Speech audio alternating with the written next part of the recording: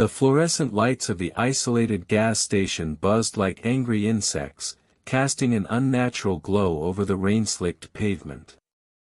Sarah tightened her jacket against the biting wind, her breath visible in the cold night air. Her car had sputtered to a dead stop miles back, leaving her stranded in this lonely stretch of highway. That's when he pulled up. A rusted white van rolled to a stop beside the pumps.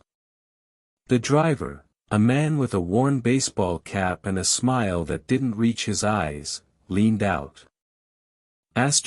Need a lift. Storm's coming. His voice was calm, almost kind.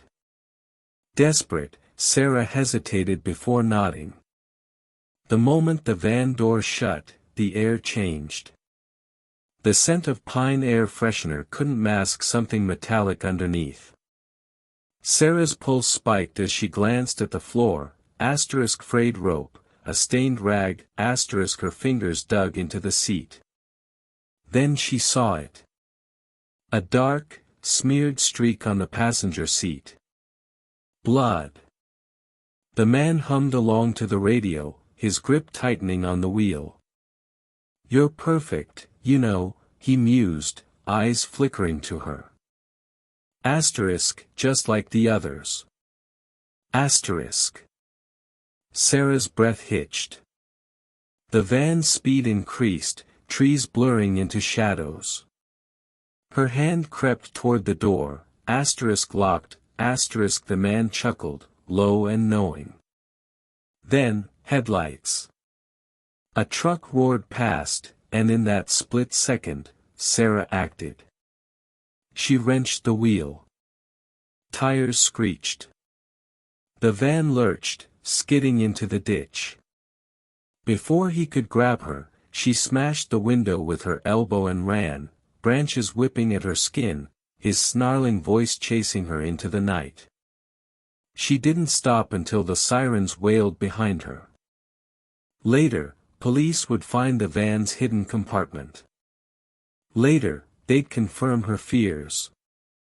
But that night, Sarah escaped, just in time,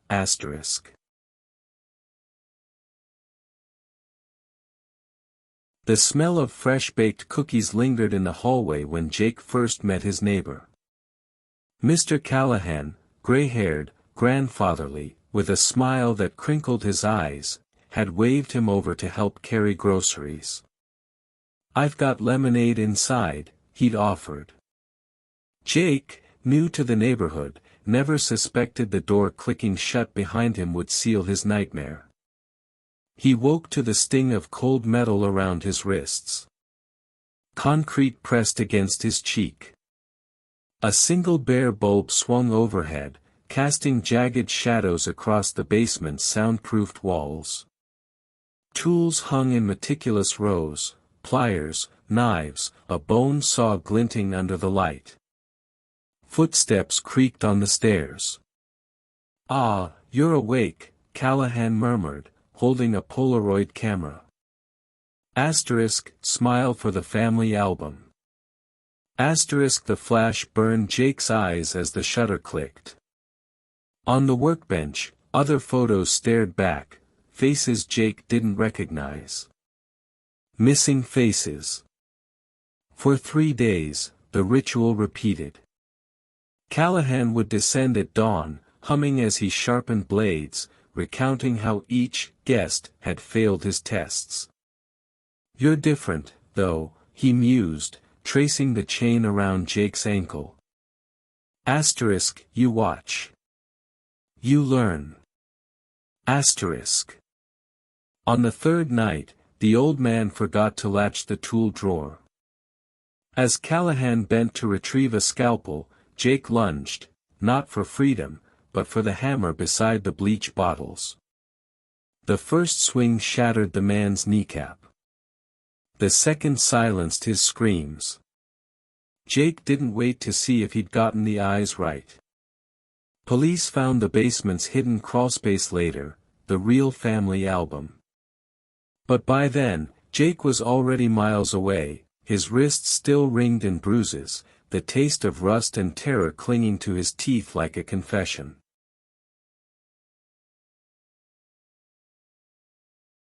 The wineglasses clinked under the dim glow of string lights as Mia laughed at her date's joke.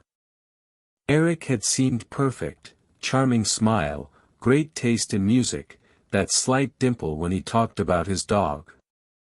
His apartment was neat, almost staged, with scented candles masking something faintly chemical underneath. Then she saw it. While Eric refilled her glass in the kitchen, Mia's phone buzzed with a news alert, police seek man in connection with 3 disappearances, last seen at upscale downtown bars. The grainy surveillance photo made her blood freeze. Same jawline. Same distinctive watch. Her wine tasted bitter when she sipped again. Too bitter. Eric's smile widened as Mia's vision blurred. "You're exactly my type," he murmured, catching her as she slumped forward. His fingers traced her collarbone, measuring star. The bathroom. She needed the bathroom. Stumbling past a half-open closet, Mia glimpsed duct tape, a stained tarp. Her reflection in the medicine cabinet showed Eric looming behind her, scalpel glinting. With the last of her strength, Mia smashed the mirror and whirled, glass shards protruding from her fist. Eric howled as she raked them across his eyes. She didn't wait to see him fall, just ran through 3 locked doors before finding the fire escape, her screams lost in the city's roar. When detectives swarmed Eric's apartment the next morning, they found Polaroids pinned like trophies above his bed. Each woman held the same wineglass. Each photo was dated. Mia's frame sat empty. The desert highway stretched endlessly under a bruised twilight sky when Rachel stuck out her thumb. Her backpack held everything she owned, $37, a half-charged phone, and the naive hope that had carried her this far. The sedan that pulled over gleamed suspiciously clean for backroads travel. Going far? The driver adjusted his wire-rimmed glasses. He could have been somebody's grandfather with his cardigan and thermos of tea. Rachel noticed 3 things as she slid inside. 1. The missing license plate. 2. The childproof locks engaged. 3. The way his knuckles whitened when she mentioned her hometown. "I always help lost travelers," he smiled, passing her an unopened water bottle. The glove box rattled as they hit a bump. Rachel pretended not to hear the metallic clink. Then came the detour. "Shortcut," he explained as asphalt gave way to gravel. The trees swallowed them whole. Rachel's phone had died miles back. When the trunk popped open inexplicably at a stop sign, she saw the shovel first, then the dark stains on its handle. The speedometer read 45 miles per hour when Rachel undid her seatbelt. The old man's chuckle died as she lunged across him, yanking the wheel toward the ditch. The world became screaming metal and shattering glass. She ran until her lungs burned, not stopping even when the explosion lit up the canyon behind her. State troopers found the car at dawn, and the Polaroids tucked in the visor. Each showed a smiling hitchhiker holding that same water bottle.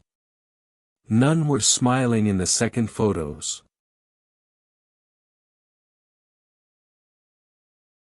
The first time Lauren noticed something wrong, she blamed sleep deprivation. Her favorite coffee mug sat slightly left of center. The bathroom mirror tilted at a strange angle. Then came the midnight phone calls, just heavy breathing and the faint sound of a camera shutter. Security footage showed nothing. Friends suggested stress. But the morning Lauren found her bedroom window unlocked, despite swearing she'd bolted it, her blood turned to ice. That's when she set the trap. Lauren pretended to leave for work, then doubled back silently. The sight of her closet door creeping open without a sound nearly stopped her heart. A gloved hand emerged first, then the familiar face of Daniel from apartment 3B, the quiet neighbor who'd carried her groceries last winter. His smile shattered when Lauren lunged from her hiding place, pepper spray hissing. They crashed through the bedroom in a tangle of limbs. When Daniel's emergency kit spilled open, syringes and zip ties scattered across the floor.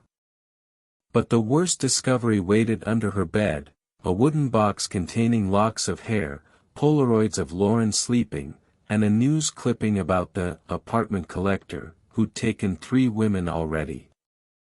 The knife came out as Daniel pinned her. Lauren's fingers found the fireplace poker. Police would later match the trophies to missing persons cases. But in that moment, all Lauren knew was the wet thunk of metal meeting flesh, and the blessed silence when the breathing finally stopped.